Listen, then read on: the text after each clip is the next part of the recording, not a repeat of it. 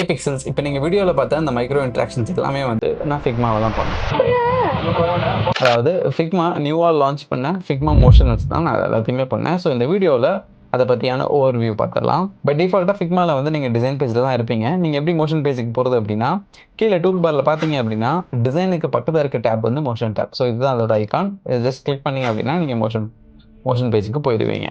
Okay, இப்போது as soon as நீங்கள் வந்து மோஷன் பேஜுக்கு போனதுக்கப்புறம் கீழே வந்து உங்களுக்கு ஒரு டைம் லைன் வந்திருக்கும். ஸோ இந்த டைம் லைனில் ஃபஸ்ட் இருக்கிறது வந்து இந்த ப்ளே பட்டன். இதை நீங்கள் கிளிக் பண்ணாலும் சரி, நான் ஸ்பேஸ் கொடுத்தாலும் சரி ப்ளே ஆகும். அடுத்தது ஆட்டோ கீ ஃப்ரேமிங். இந்த வீடியோ போக போக அது என்னன்னு சொல்கிறேன். அடுத்து இந்த இருக்க 0 வந்து இது வந்து கரண்ட் டைம், ஓகேவா. அடுத்து இருக்கிறது வந்து டியூரேஷன். இங்கே எம்எஸ்என் பை டிஃபால்ட்டாக வந்து மில்லி செகண்டில் இருக்கும். இதை நீங்கள் கிளிக் பண்ணீங்க அப்படின்னா செகண்ட்ஸாக மாறிடும், ஓகேவா. நான் வந்து மில்லி செகண்டில் வச்சுக்கிறேன். அடுத்தது வந்து லூப் டூல். அதாவது உங்கள் அனிமேஷன் லூப்பில் ப்ளே ஆகணுமா இல்லை வேண்டாமா அப்படின்னு சொல்லிட்டு நீங்கள் ஜஸ்ட் கிளிக் பண்ணிங்க அப்படின்னா டிசேபிள் ஆயிரும், இல்லைனா எனேபிளில் இருக்கும். ஓகே, இப்போ என்கிட்ட எந்த லேயரும் இல்லை அப்படின்றதுனால அதை நான் டிசேபிள் பண்ண முடியல.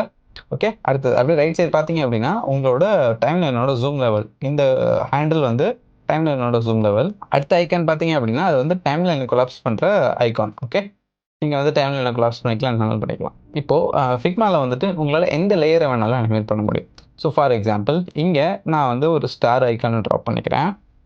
ஓகே, ஸ்டார் ஐக்கானை ட்ராப் பண்ணிவிட்டு ஜஸ்ட் நான் கவுண்ட்டை 4ன்னு வச்சுட்டு கார்னர் ரேடியஸை சேஞ்ச் பண்ணிக்கிறேன், ஓகேவா. இப்போ நான் கொஞ்சம் ஸ்கேல் பண்ணிவிட்டு ஜஸ்ட் கலரை மட்டும் மாற்றிக்கலாம். ஓகே ஓகே, இந்த கலர் ஓகே. இப்போது ஃபஸ்ட்டு நான் வந்து ஆட்டோ கீ ஃப்ரேமிங்கை பற்றி சொல்ல போகிறதில்ல. ஃபஸ்ட்டு மேனுவல் கீ ஃப்ரேமிங், சரியா.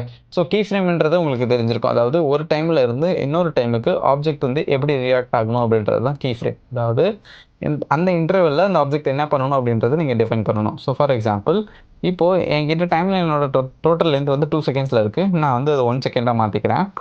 1 செகண்டாக மாற்றிட்டு இப்போது இந்த லேயரை வந்து அனிமேட் பண்ணணுமோ அந்த லேயரை செலக்ட் பண்ணிங்கன்னு வச்சுக்கோங்களேன். ரைட் ஹேண்ட் சைடு ப்ராப்பர்ட்டிஸ் பேனலில் பார்த்தீங்க அப்படின்னா ஃபஸ்ட்டு நியூவாக வந்து அனிமேஷன் சொல்லிட்டு ஒன்று இருக்கும். ஸோ இதில் பை டிஃபால்ட்டாக வந்து position, scale, rotation, size, capacity and path. ஆக்சுவலாக பார்த்து இப்போ டிசேபிளாக இருக்குது, பிகாஸ் இது வந்து ஷேப் லேயர், இது பார்த்து கிடையாது, ஓகேவா. ஸோ இப்போ இந்த வீடியோவில் வந்து இதை கவர் பண்ண போகிறது கிடையாது. இந்த வீடியோவில் மேனுவல் கீ ஃப்ரேமிங்கும் ஆட்டோ கீ ஃப்ரேமிங்கும் எப்படி பண்ணுறது அப்படிங்கிறத பார்த்துலாம். ஸோ இப்போ நீங்கள் அந்த லேயரை கிளிக் பண்ணியிருந்தீங்க அப்படின்னா ப்ராப்பர்ட்டிஸ் பேனலில் இருக்க எல்லா ப்ராப்பர்ட்டிஸ்க்கும் கீ ஃப்ரேமிங் ப்ராப்பர்ட்டிஸ் புதுசாக ஆட் ஆகிருக்கும், ரைட்டா. அதாவது இந்த ஸ்ட்ரோக் டைமண்ட் தான் வந்து கீ ஃப்ரேம், ரைட்டா. ஸோ இப்போது நீங்கள் வந்து ஒரு லேயர் அனிமேட் பண்ணுறதுக்கு முன்னாடி என்னென்ன ப்ராப்பர்ட்டிஸை அனிமேட் பண்ணணும் அப்படின்றது நீங்கள் உங்களுக்கு தெரிஞ்சிருக்கணும். ஃபார் எக்ஸாம்பிள் இந்த லேயரில் நான் ரொட்டேஷன், பொசிஷன் அண்ட் தென் இந்த கவுண்ட், இதை வந்து நான் அனிமேட் பண்ண போகிறேன். ஸோ நான் என்ன பண்ண போகிறேன் அப்படின்னா கவுண்டோட கீ ஃப்ரேம் ஆட் பண்ணிக்கிறேன். அடுத்தது பொசிஷனோட கீ ஃப்ரேம் ஆட் பண்ணிக்கிறேன். அடுத்தது ரொட்டேஷனோட கீ ஃப்ரேம் ஆட் பண்ணிக்கிறேன். ஸோ இப்போ நான் மூணு கீ ஃப்ரேம் ஆட் பண்ணிவிட்டேன். என் டைம் லைனில் பார்த்தீங்க அப்படின்னா 3 கீ ஃப்ரேம் இருக்கும், சரியா. அடுத்தது டைம் லைனை வந்து நான் மூவ் பண்ணிக்கிறேன் ஒரு 700. ஓகே, 700 டைப் பண்ணிங்க அப்படின்னா டைம் லைன் வந்து இங்கே வந்துடும், உங்கள் ஹேண்டில் வந்து இங்கே வந்துடும், ரைட்டா. இப்போது நீங்கள் என்ன பண்ணணும் அப்படின்னா எய்தர் அந்த லேயரில் இருக்க இந்த ஆரோஸை கண்ட்ரோல் பண்ணாலும் சரி, இல்லை இங்கே ப்ராப்பர்ட்டிஸ் பேனலில் மாற்றினாலும் சரி, ரெண்டுமே ஒன்று தான். ஸோ உங்களுக்கு ஈஸியாக இருக்கிறதுக்கு வந்து அந்த ஷேப் லேயரில் இருக்க அந்த ஆரோஸ் மூலமாகவே நீங்கள் கண்ட்ரோல் பண்ணிக்க முடியும். இப்போ நீங்கள் அந்த ரெட் கலர் ஆரோவை ஹோவர் பண்ணிங்கன்னா உங்களுக்கு பை டைரக்ஷனல் ஆரோ இருக்கும், சரியா. நீ either left or right move பண்ணிக்க முடியும். இந்த க்ரீன் வந்து எய்தர் அப் ஆர் டவுன், ஓகேவா. அடுத்தது அந்த சர்க்கிளை சுற்றி மவுஸை ஹோவர் பண்ணிங்க அப்படின்னா உங்களுக்கு வந்து இந்த மாதிரி ரொட்டேஷன் காட்டும், நீங்கள் அப்படி ரொட்டேட்டும் பண்ணிக்கலாம். இங்கே இருக்க அந்த 2 ப்ளூ டாட்ஸை நீங்கள் ஹோவர் பண்ணிங்க அப்படின்னா ஸ்கேல் பண்ணிக்க முடியும். இப்போ பார்த்தீங்க அப்படின்னா நான் 3 ப்ராப்பர்ட்டிஸ்க்கு வந்து கீ ஃப்ரேம் செட் பண்ணியிருக்கேன். அதாவது position, rotation and then count. அடுத்தது என்னோட 700 மில்லி செகண்டில் என்னோட ஆப்ஜெக்ட் இங்கே, என்னோட லேயர் இங்கே இருக்கணும், ப்ளஸ் 360 டிகிரி ரொட்டேட் ஆகிருந்துருக்கணும். -360 டிகிரியில் வச்சுக்கிறேன்.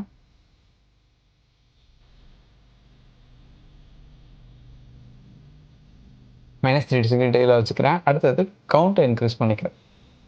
கவுண்ட்டை நான் 6 இன்க்ரீஸ் பண்ணியிருக்கேன். இப்போது நான் ப்ளே பண்ணுறேன். ஸ்பேஸ் பார் தான் ப்ளே, ஓகேவா. நான் ப்ளே பண்ணோன்னே என்னோடய அனிமேஷனை பார்த்தீங்களா, உங்களுக்கே தெரிஞ்சிருக்கும். நான் ஈஸியாக வந்து ஒரு அனிமேஷன் சிம்பிளாக க்ரியேட் பண்ணிட்டேன். இப்போது ஆட்டோ கீ ஃப்ரேமிங்னா என்ன அப்படின்னா, ஃபார் எக்ஸாம்பிள் இப்போ என்கிட்ட ஒரு ரெக்டாங்கிள் இருக்குது, ஓகே. நான் வந்து ஒரு ஸ்கொயர்னா ரெக்டாங்கிள் ஏதோ ஒரு ஷேப்பை வரைஞ்சிருக்கேன். இப்போ வரைஞ்சிட்டு இப்போ நான் ஸ்டாரை கொலாப்ஸ் பண்ணிக்கலாம். இப்போதைக்கு இதை மட்டும் வச்சுக்கலாம். இப்போ நான் ஸ்கொயரை செலக்ட் பண்ணியிருக்கேன். செலக்ட் பண்ணிவிட்டு ஆட்டோ கீ ஃப்ரேமிங்கை எனேபிள் பண்ணுறேன். ஜஸ்ட் நான் கிளிக் பண்ணேன் அப்படின்னா எனக்கு எனேபிள் ஆயிரும். எனேபிள் ஆனதுக்கப்புறம் ரைட் சைட் பேனலில் பார்த்தீங்க அப்படின்னா எல்லா ப்ராப்பர்ட்டிஸும் இருக்க கீ ஃப்ரேம் வந்து ஹைலைட் ஆகிருக்கும். அப்படின்னா எல்லா கீ ஃப்ரேமும் ரெடியாக இருக்குது. நீங்கள் ஜஸ்ட் டைம் லைனில் ஒர்க் பண்ணால் போதும். ஓகேவா? ஸோ இப்போ ஃபார் எக்ஸாம்பிள் 7500 மூவ் பண்ணிக்கலாம். மூவ் பண்ணிவிட்டு ஜஸ்ட் நான் வந்து ஜஸ்ட் ஷேப் லேயரை யூஸ் பண்ணி என்னோடய ஹேண்டில்ஸ் யூஸ் பண்ணி நான் சேஞ்ச் பண்ணிக்கிறேன். ஒரு கீ ஃப்ரேம்லேயும் எங்கெங்கே இருக்கணும்னு சொல்லி நான் ஜஸ்ட் டிஃபைன் பண்ணுறேன். அவ்வளோதான். நான் வேறு எதுவுமே பண்ணல.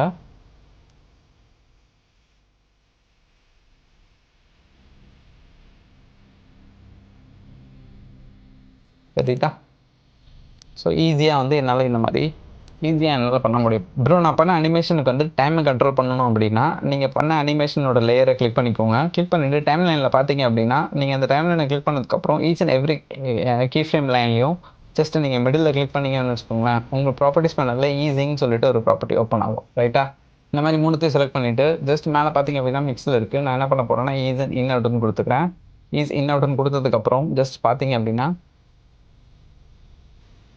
அனிமேஷன் இன்னும் ஸ்மூத்தாக இருக்குது. அடுத்தது பாத் அனிமேஷன். சரியா? இந்த பாத் அனிமேஷன் பண்ணுறதுக்கு ஃபார் எக்ஸாம்பிள் உங்களுக்கு நீங்கள் ஸ்ட்ரோக் வரையணும் அப்படின்னா பென் டூல் யூஸ் பண்ணி வரையணும் அப்படின்னா எனக்கு ஏன் அப்படின்ற ரீசன் தெரியல. அதாவது ஃபிக்மா மோஷனில் இருக்கும்போது உங்கள் பென் டூல் டிசேபிளாக இருக்கும். ஸோ நீங்கள் பென்சில் டூல் யூஸ் பண்ணி ஜஸ்ட்டு நீங்கள் ஒரு ஸ்ட்ரோக்கை ட்ரா பண்ணிக்கோங்க. ட்ரா பண்ணதுக்கு அப்புறம் ஜஸ்ட் அந்த ஸ்ட்ரோக்கை செலக்ட் பண்ணிவிட்டு ரைட் ஹேண்ட் சைட் ப்ராப்பர்ட்டிஸில் பார்த்தீங்க அப்படின்னா ட்ரிம் பாத்துன்னு சொல்லி 2 வந்துருக்கும். ஒன்று ஸ்டார்ட், இன்னொன்று எண்ட். ஓகேவா?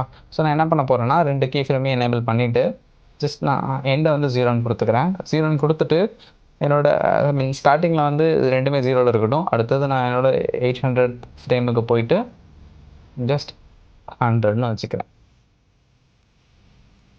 ரைட்டா? சரிதான்.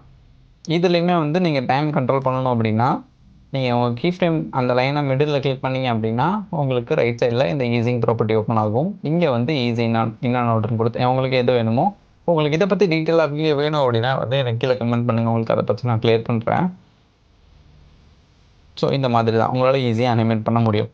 ப்ரோ நான் அனிமேட் பண்ணிட்டேன் ப்ரோ, இதை நான் இப்போ டெவலப்பர்ஸ் கிட்ட ஹேண்ட் ஓவர் பண்ணணும் அப்படின்னா நீங்கள் இங்கே நீங்கள் எக்ஸ்போர்ட் ஆப்ஷன் தேடிட்டு இருந்தீங்கன்னு வச்சுக்கோங்களேன். ஃபார் எக்ஸாம்பிள் நீங்கள் இந்த லேயரை கிளிக் பண்ணிவிட்டு இங்கே எக்ஸ்போர்ட் ஆப்ஷன் தேடிட்டு இருந்தீங்க அப்படின்னா பை டிஃபால்ட்டாக 4 ஆப்ஷன், அதாவது SVG, JPEG, PNG and then PDF, இந்த 4 ஆப்ஷன் தான் இருக்கும்.